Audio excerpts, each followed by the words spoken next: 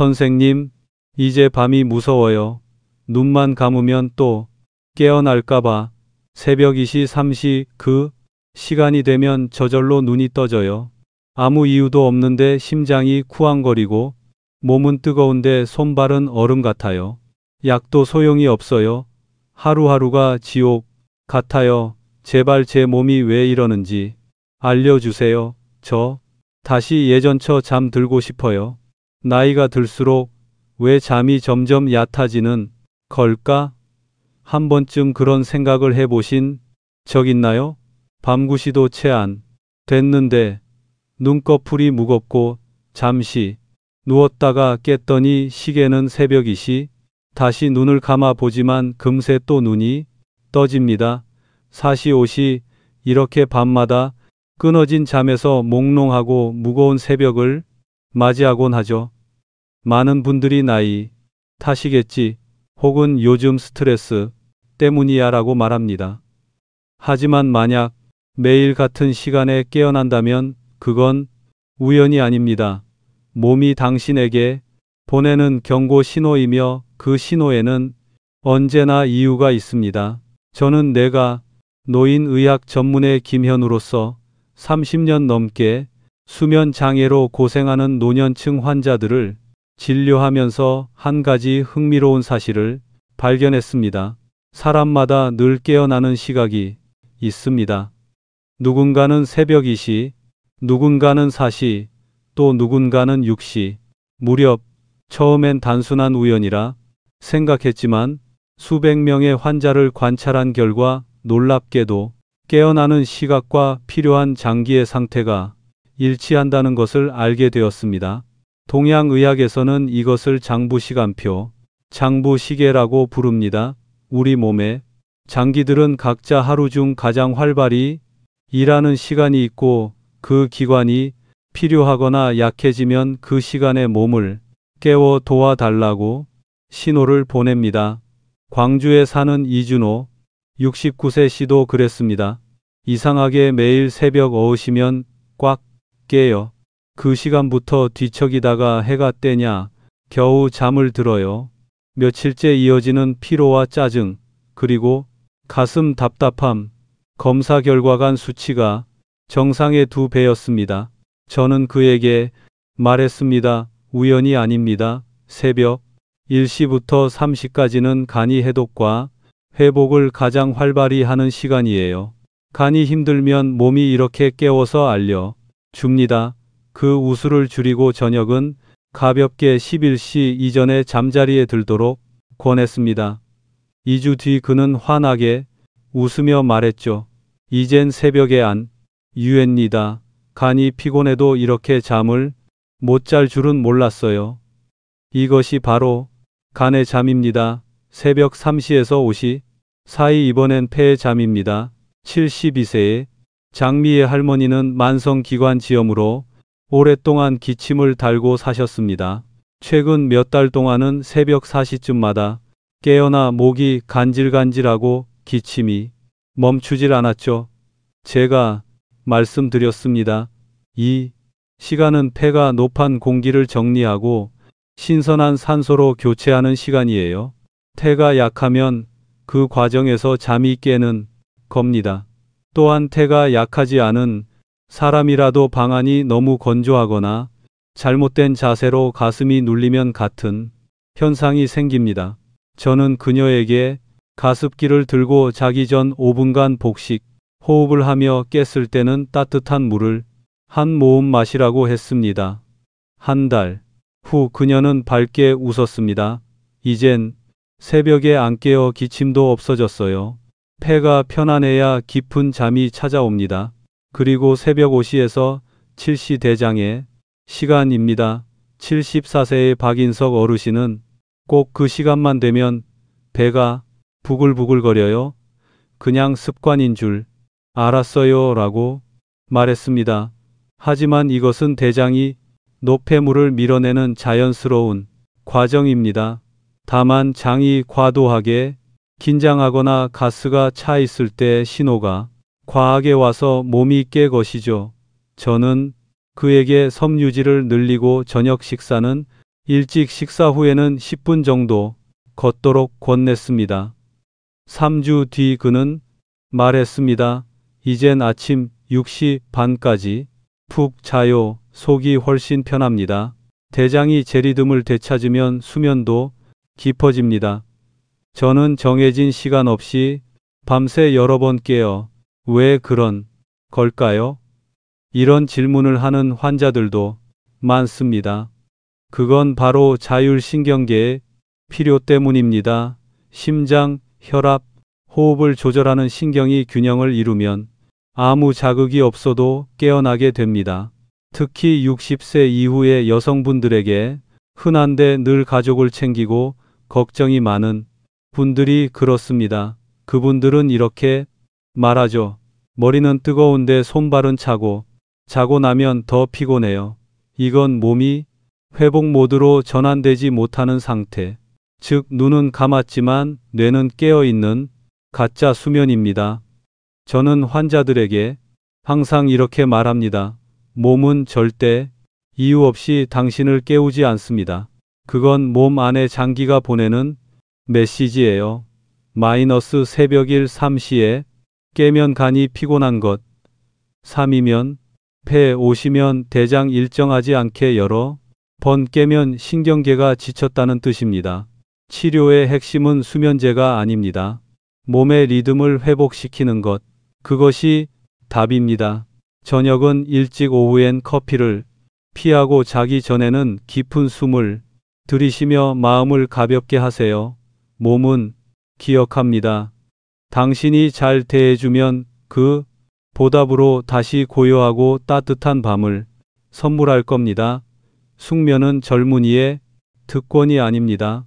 그건 자신의 몸과 대화할 줄 아는 사람에게 주어지는 선물입니다. 왜 깨어나는지를 이해하는 순간 당신은 이미 평온으로 가는 길에 절반을 걸은 것입니다. 어떤 사람들은 정해진 시간에 깨는 것도 아닌데 밤마다 뒤척이고 3번씩 깨어납니다. 그들은 이렇게 말하죠. 선생님, 이유를 모르겠어요. 커피도 안 마시고 걱정도 없는데 왜 이렇게 잠을 깊이 못 자는 걸까요? 눈만 감으면 잠깐 자다가 금세 깨어 아침에 일어나면 머리는 무겁고 눈은 침침하고 하루 종일 피곤해서 쉬어도 쉰 것 같지가 않아요. 만약 당신도 이런 경험이 있다면 그건 단순한 불면증이 아닙니다. 몸이 깊은 잠에 들어가지 못하고 있다는 경고 신호입니다. 즉, 뇌가 회복되지 못하고 근육이 이완되지 못하며 호르몬 균형이 무너지고 있다는 뜻이죠. 어느 날 아침 저는 인천에 사는 서지연 66세 씨를 만났습니다.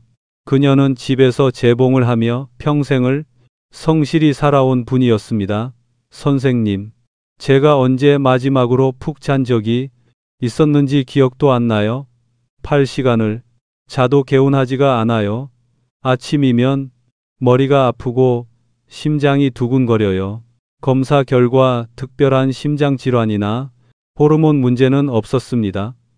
하지만 그녀는 생체 리듬 불균형 일명 생체시계 장애를 겪고 있었죠. 즉 몸이 낮과 밤을 구분하지 못하고 휴식 모드로 전환되지 못하는 상태였습니다. 그녀는 늘 밤 9시에 저녁을 먹으며 TV를 보고 그 후에 뜨거운 물로 목욕을 하고 잠자리에 들었습니다. 겉보기엔 평범한 습관이지만 나이가 들면 이런 루틴이 위관 신경계를 동시에 자극해 몸이 끝내 쉬지 못하게 만듭니다. 저는 그녀에게 이렇게 조언했습니다. 저녁은 6시 전에 드세요. TV는 일찍 끄고 대신 15분 정도 가볍게 걸으세요. 미스가리 스토리 니스트구야. 2주 뒤 그녀는 환한 얼굴로 찾아왔습니다. 선생님 믿기지 않아요. 그냥 그거 하나 바꿨을 뿐인데 요즘은 밤 10시에 자서 아침까지 푹 자요. 저는 미소 지으며 말했습니다. 그건 약의 힘이 아니라 몸이 스스로 리듬을 되찾은 겁니다. 또 어떤 분은 이렇게 묻습니다. 선생님, 저는 병도 없는데 나이 들수록 왜 이렇게 예민해질까요? 바람 소리나 자동차 불빛만 스쳐도 금세 깨요. 저는 대답합니다. 그건 필요한 신경계가 외부 자극을 차단하지 못하는 상태입니다. 젊을 때는 내 수면 조절 기능이 강해서 소음이나 빛이 있어도 깊은 잠에 들 수 있습니다. 하지만 나이가 들면 멜라토닌 분비가 줄어들어 뇌가 외부 자극을 완전히 차단하지 못합니다. 그래서 사소한 빛이나 소리에도 쉽게 깨는 것이죠. 게다가 남성의 전립선, 비대증, 여성의 과민성 방광 같은 문제도 밤중에 화장실에 자주 가게 만들어 수면을 방해합니다. 많은 분들이 나이 탓이겠지라고 생각하지만 사실은 수면질 저하, 장기 기능 약화, 수면 방해라는 악순환이 이어지고 있는 것입니다. 71세의 문상훈 어르신은 이렇게 말했습니다. 밤마다 3번은 꼭 화장실에 가요. 물을 적게 마시면 덜할 줄 알았는데 오히려 더 심해졌어요. 그건 아주 흔한 착각입니다. 물을 지나치게 참으면 소변이 진해져 방광을 자극하고 오히려 더 자주 깨어나게 됩니다. 저는 그에게 말했습니다. 물을 줄이지 말고 마시는 시간을 바꾸세요. 저녁 7시 이전에 충분히 마시고 자기 전에는 호흡을 천천히 하세요. 3주 뒤 그는 웃으며 말했습니다. 이젠 한 번만 일어나요. 그리고 다시 바로 잠이 들어요. 나이 때문이 아니라 습관 때문이었네요. 수면이 자꾸 끊기면 몸은 충전되지 못한 휴대폰과 같습니다. 항상 30% 배터리 상태로 하루를 버티는 거죠. 그 결과 기억력 저하, 혈압 불안정, 심장 두근거림, 그리고 무엇보다 감정 기복이 심해집니다. 많은 분들이 말합니다. 며칠만 잠을 설쳐도 세상이 전부 힘들게 느껴져요. 그건 기분 탓이 아닙니다. 수면 부족은 코르티솔, 스트레스 호르몬을 높이고 세로토닌 행복 호르몬을 떨어뜨립니다. 그래서 오랜 불면은 우울, 불안, 심지어 공포감으로 이어집니다. 저는 환자들에게 이렇게 말합니다. 불면의 치료는 약이 아니라 진실한 자기 점검에서 시작됩니다. 당신은 늦게 먹나요? 잠들기 전에 휴대폰을 보나요? 어제의 걱정을 오늘 침대까지 가져가고 있진 않나요? 만약 그렇다면 그것이 바로 당신의 불면증의 원인입니다. 숙면은 멀리 있는 것이 아닙니다. 그저 하루의 작은 규칙을 지키는 습관에서 시작됩니다. 저녁을 일찍 먹고 카페인을 줄이고 불을 일찍 끄고 조용한 방에서 마음을 비우세요. 그리고 무엇보다 생각을 내려놓고 눈을 감으세요. 왜냐하면 마음이 쉬워야 몸이 진짜로 잘 수 있기 때문입니다. 제가 인턴 시절이던 때 늘 마음에 걸렸던 현상이 하나 있었습니다. 많은 환자들이 이렇게 말하곤 했죠. 선생님, 이상하게도 매일 새벽 2, 3 쉬면 깨요. 아픈 것도 아니고 화장실이 급한 것도 아닌데요. 그냥 그 시간이면 눈이 번쩍 떠지고 그 후로는 아무리 해도 다시 잠이 안 와요. 그땐 단순히 나이 탓이거나 일시적인 스트레스 때문이라 생각했습니다. 하지만 의사로서 수십 년을 보내며 알게 된 건 이런 이유 없는 각성 뒤에는 반드시 자율신경의 불균형, 즉 자율신경계의 혼란이 숨어 있다는 사실이었습니다. 어느 봄날 오후 저는 대전에 사는 홍미선 63세 씨를 만났습니다. 작고 단정한 최고의 온화한 얼굴이었지만 그 눈빛에는 늘 불안이 깃들어 있었습니다. 그녀가 말했습니다. 선생님, 저는 요즘 잠이 무서워요. 눈만 감으면 심장이 쿵쾅거리고 몸은 뜨거운데 손발은 얼음장 같아요. 심장 검사도 호르몬 검사도 다 정상이래요. 근데 저는 분명 뭔가 잘못됐다는 걸 느껴요. 저는 잠시 그녀를 바라보다가 고개를 끄덕였습니다. 그건 심장이 아니라 자율신경계가 균형을 잃은 상태예요. 자율신경은 보이지 않는 몸의 조정, 장치입니다. 심장 박동, 호흡, 혈압, 체온, 소화, 그리고 수면까지 모두 다루죠. 낮에는 교감신경이 활성화되어 우리를 각성시키고 밤에는 부교감신경이 우유를 점하며 몸을 이완시키고 잠으로 이끕니다. 하지만 걱정, 외로움, 긴장 혹은 오랜 스트레스에 시달리면 두 신경이 번갈아 작동하지 않고 동시에 켜진 상태가 됩니다. 몸은 쉬고 싶지만 마음은 경계태세를 풀지 못하죠. 그 결과는 하나 피곤한데도 잠이 안 오는 상태입니다. 제가 물었습니다. 혹시 자기 전에 자꾸 생각이 많아지거나 오늘도 또 못 자면 어쩌지 불안이 드시나요? 그녀는 씁쓸하게 웃으며 말했습니다. 맞아요.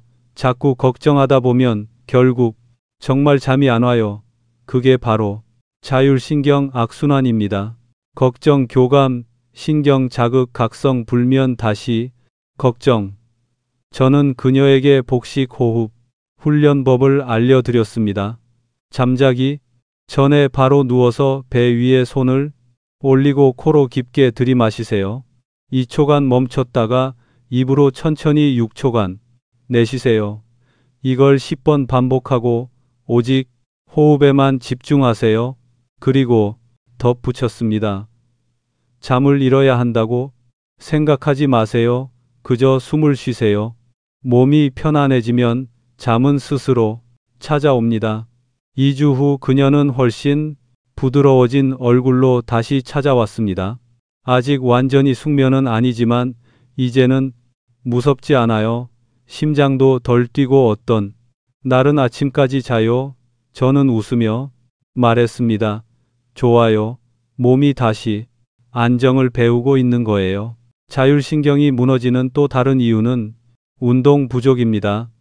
많은 분들이 쉬면 더 잘 자겠지라고 생각하지만 사실 움직이지 않을수록 잠은 더 멀어집니다. 운동이 없으면 혈관이 수축되고 혈류가 막히며 신경신호가 제대로 흐르지 못합니다. 전선이 꼬이면 전기가 통하지 않는 것과 같죠.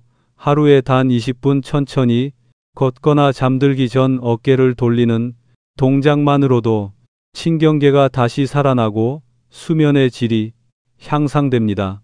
저는 환자들에게 이렇게 말합니다. 잠을 명령할 순 없어요. 하지만 잠이 찾아올 수 있는 환경은 만들어 줄 수 있습니다.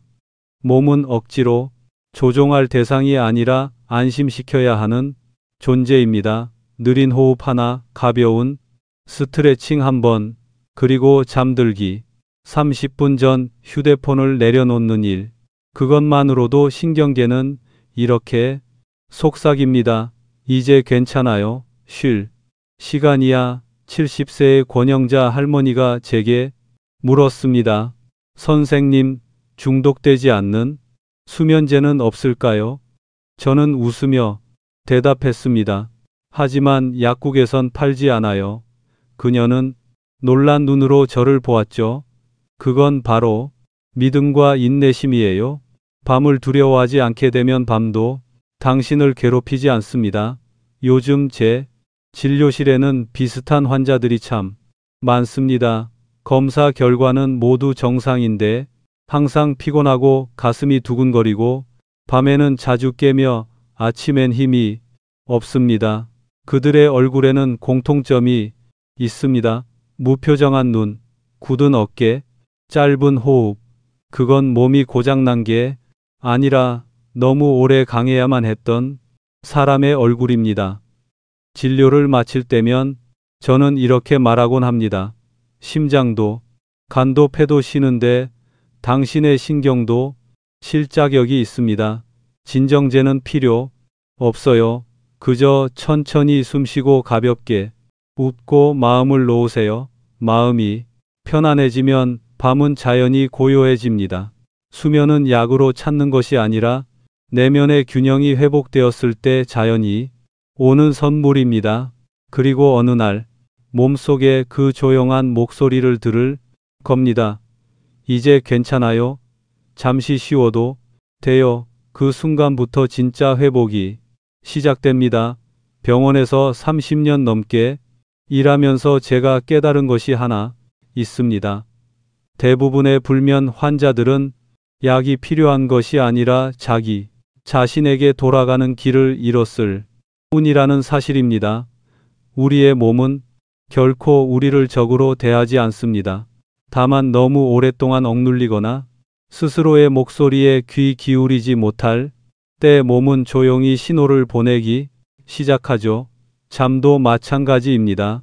그것은 사라진 게 아니라 당신이 다시 평온해지기를 기다리며 잠시 숨어 있을 뿐입니다. 제가 잊지 못하는 환자가 있습니다. 최재덕 75세 은퇴한 버스 직원이었죠. 그의 눈 밑엔 짙은 다크서클이 드리워져 있었고 웃음 뒤에는 늘 피로가 묻어 있었습니다. 선생님, 저는 병보다 밤이 더 무서워요. 해가 지면 또 잠을 못 잘까 봐 두렵습니다. 제가 물었습니다. 주무시기 전에 어떤 일을 하시나요? 뉴스를 보고 혈압약을 먹고 침대에 누워 잠이 오길 기다립니다. 저는 고개를 천천히 저었습니다. 그래서 잠이 오지 않는 겁니다. 잠은 기다리면 올 수 없어요. 잠은 쫓지 않는 사람에게만 다가옵니다. 그에게 저는 단 3가지를 부탁했습니다.